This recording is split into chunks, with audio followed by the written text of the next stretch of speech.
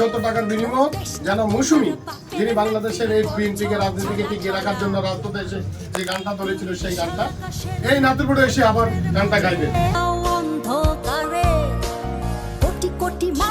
দল বিএনপির নেতৃত্বে যে অবস্থান করেছে, আন্দোলন সংগ্রাম করেছে, যে ব্যক্তি দীক্ষা দিয়েছে, মামলা হামলা নির্যাতিত নিপীড়িত হয়েছিল, তার কারণে নাতিরপুর ইউনিয়ন ছাত্রদল যে প্রোগ্রাম নিচ্ছে তার একাত্মতা পোষণ করে আমাদের উপজেলা বিএনপির সাবেক সভাপতি, উপজেলা পরিষদের সাবেক চেয়ারম্যান আলাস ইলিয়াস পাটারি, উপজেলা বিএনপির সাবেক বর্তমান আহ্বায়ক আলাস ইসুফ মিয়া সহ আমাদের ইউনিয়ন বিএনপির সভাপতি আরুন চেয়ারম্যান, সাধারণ সম্পাদক জাহাঙ্গীর ভাই সহ আমাদের বাবলু ভাই আরো বিএনপির অনেক নেতৃবৃন্দ সেখানে উপস্থিত হয়েছে।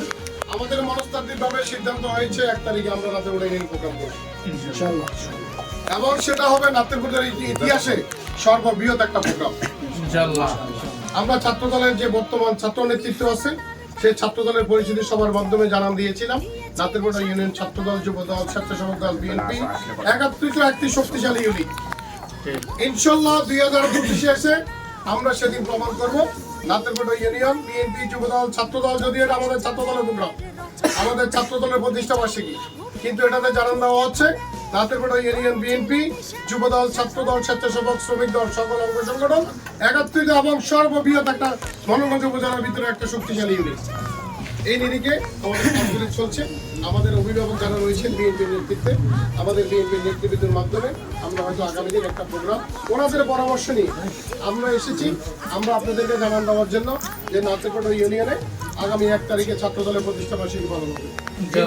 এই নিরিখে আমাদের শুধু আলোচনা সবার পাশাপাশি সেখানে একটা আলোচনা এসেছে সাংস্কৃতিক সন্ধ্যা। তো সাংস্কৃতিকের ব্যাপারটা আসাতে আমরা একটু চিন্তিত হয়ে গেছি যে আসলে একটা বিগ বাজেট, আর ওই দিন সারা বাংলাদেশে একসাথে প্রোগ্রাম হবে। এই কারণে শিল্পীদেরকে নিয়েও আমরা খুব টানাপোড়েন চলতেছে।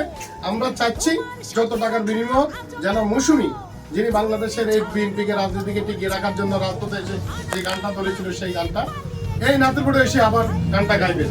এর জন্য সবার বস্তবনা ছিল ওনার প্রতি, এবং ওনার 2টা পর্যন্ত প্রোগ্রাম আছে। 1 তারিখ সকাল 9টা থেকে 3টা প্রোগ্রাম, ওনার 2টা পর্যন্ত। তারপর আমরা চাচ্ছি 2টার প্রোগ্রামটা যদি ক্যান্সেল করে অন্যভাবে নিয়ে একটু আগে ঢাকা থেকে রওনা দিতে পারে, ইনশাআল্লাহ মাগরিবের আগে আসি।